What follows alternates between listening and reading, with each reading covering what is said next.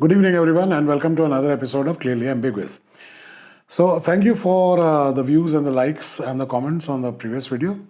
For those of you who watched the video, please, this time, if you're watching the video, give it a like button, at least mention your thoughts in the comment section, and yes, please do subscribe as well.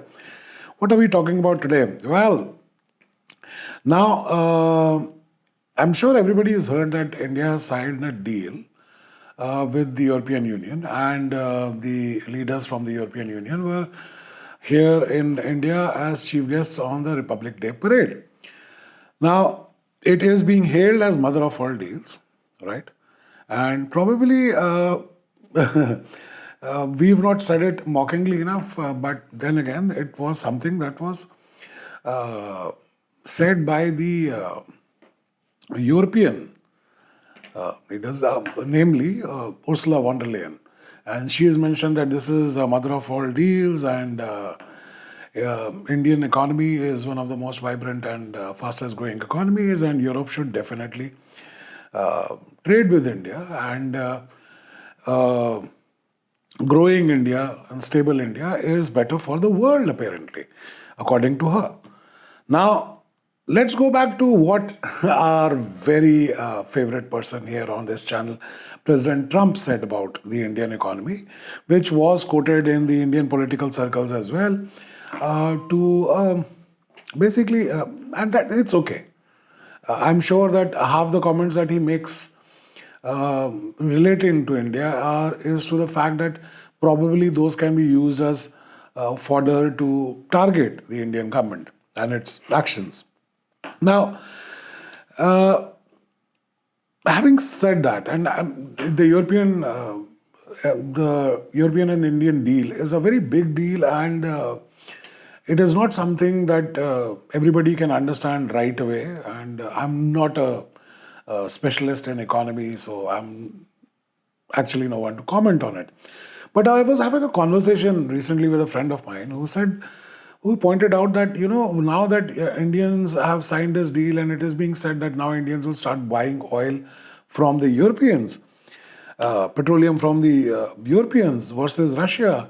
So this might irk Russia off, or probably Indians have shown their interest in buying Venezuelan oil. See, India is not doing anything very different from what the Western world was expecting nations to do, to basically follow a rules based order. Now, suddenly, you have certain Western leaders who do not believe in the same rules based order because it does not suit them right now. They feel somehow that if they destroy the rules based order, which the Europeans were talking about all this time, it might get them the gains that they want, because their economies are probably not doing that well, and their aspirations as nations. Another thing was that why is India doing what India is doing? Probably we are projecting our power because, yes, we are a growing economy, and that is not only, it's not being said against us as mockingly, it's being appreciated, right? And of course, when you make a space for yourself as a leading economy in the world, not everybody is going to be very happy about it. It's us that project to the world that we believe in this philosophy of Vasudev Kutumbakam, where Kutumbakam, yeah, I don't want to receive flack on if I did not pronounce that word rightly. But essentially, what it means is that the entire world is a family, and basically the entire world is equal. But unfortunately, the world which keeps talking about equality and equity in the world, they themselves do not believe in all countries being equal, right? And they do not appreciate the fact that there is a growing economy, and there could be probably multiple economic powers in future which probably can cater to the growing aspirations of the world population. But no, certain superpowers think that they have to be superpower, and they are the sole, they are the only ones who are supposed to be called superpowers, and nobody else should be called an economic superpower or a vibrant economy, what and what not. That's the reason why if our favorite petulant child keeps saying his country's economy is the greatest and his army is the greatest and he's got the best of it, it's like children playing on a playground where they say my dad's better than your dad, or I have got better toys than you and what not. But one thing that uh, came up was in the discussion with the said friend that I was having was that are we going wrong, or probably are we moving away from where world used to like us all the time?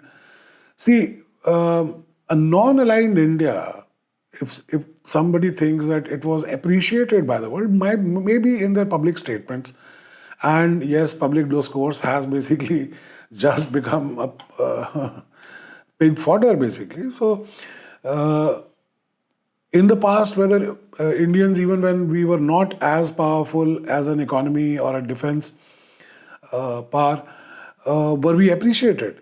Well, even at the time of Mrs. Gandhi, uh, we were projecting ourselves as being non-aligned. It was not that the United States was supporting us even at that point of time, right? Even at that point of time, they were sending Seventh Fleet in support of Pakistan. So if the United States has gone back on it and they're doing whatever they have always been doing, because they have to hyphenate that relationship, because they believe in the fact that the only way they can control India or check India is by making sure that they have to deal with Pakistan, no matter what uh, kind of deals or what kind of things that they have to sign up with the said nation. And it would be, very wrong for us to assume that, just because we project ourselves positively and we say that, we believe in equity and everything, that the world will believe in us as well and they'll start appreciating. No, of course they will not. Nobody wants to buy from somebody else if they could probably do it on their own and probably not spend as much money as they want to, right? So, thinking that we will probably now, end up doing something, and probably it's only this government that is inviting this kind of reactions from certain people. Well, the same people were very positive about the same government when it was taking actions of improving the economy, right? Now, probably we've not agreed to a few things, then we are the worst people in the world. Shouldn't we look for the cheapest and the best option to buy oil? If it's Russia, so be it. If it's Venezuela, so be it.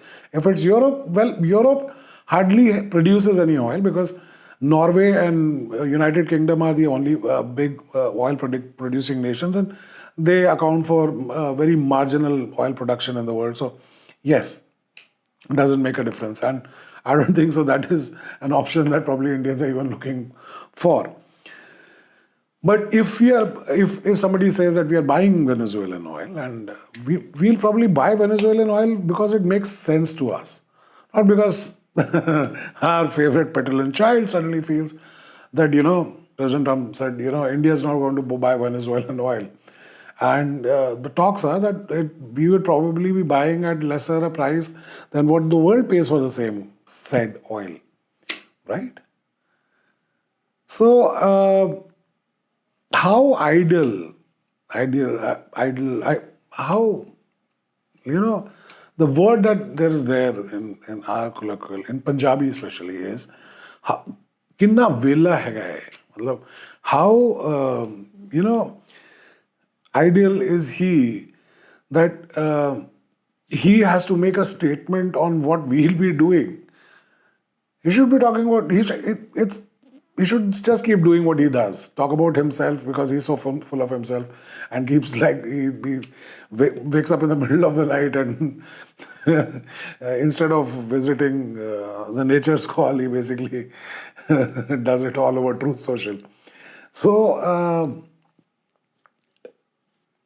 we should have no problems with the fact that, we will be criticized a bit.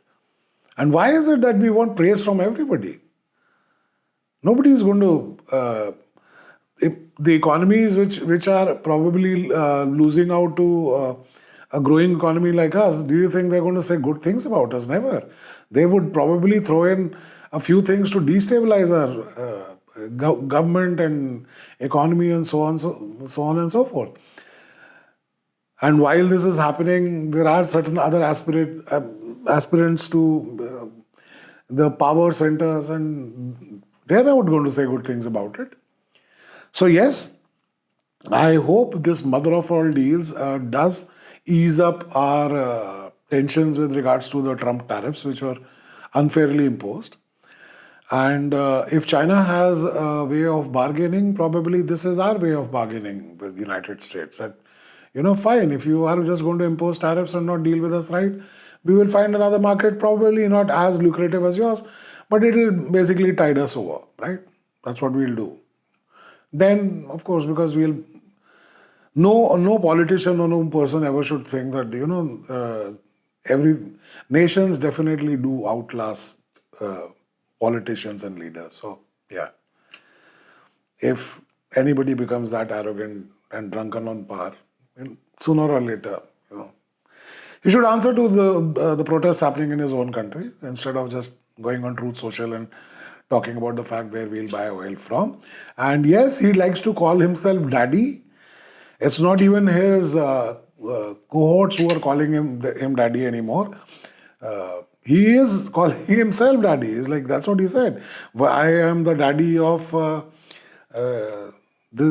this playhouse where people are playing house or what and whatnot. And he sits in the Oval Office and designing his ballroom. Oh boy, oh boy, oh boy. Anyway, so yes, we would have to receive some flack if we do something good. Let's be okay with the fact that everybody in the world is not going to appreciate us. So anyways, that's my 2 cents on what is happening and what I have been reading and responding to. So in the end, all I can say is thanks for watching. Keep watching. Please do subscribe. Please help our channel grow. Until next time, you take care of yourself. Good night.